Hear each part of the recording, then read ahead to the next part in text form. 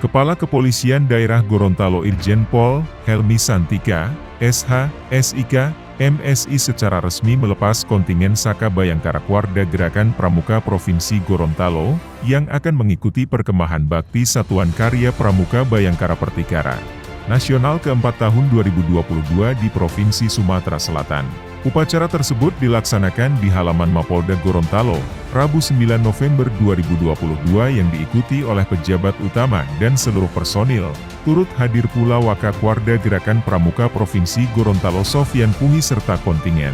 Pada kesempatan yang baik ini saya berharap kepada seluruh kontingen Saka Bayangkara Polda Gorontalo yang akan mengikuti kegiatan pertikaran nasional keempat ini, kiranya dapat mengikuti kegiatan ini dengan sebaik-baiknya dan menjadikan momen ini untuk menambah wawasan dan meningkatkan tali silaturahmi sesama peserta.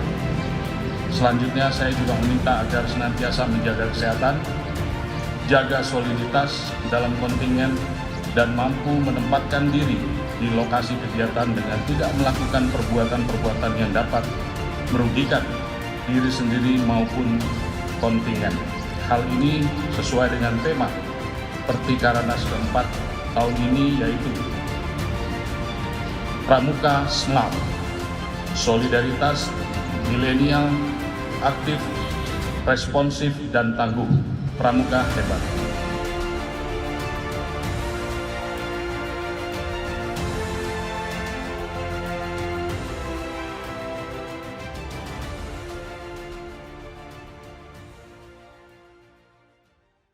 Alhamdulillah selama ini Gorontalo tetap ikut dan memang dampaknya sangat luar biasa dalam rangka penguatan nilai-nilai kebangsaan daripada generasi muda hari ini.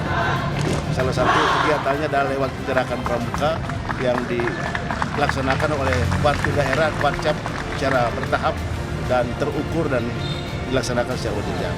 Itu ya. Terima kasih kami ucapkan kepada Polda Gorontalo yang sangat begitu antusias dan responsif untuk melaksanakan kebersamaan ini kegiatan seperti ini.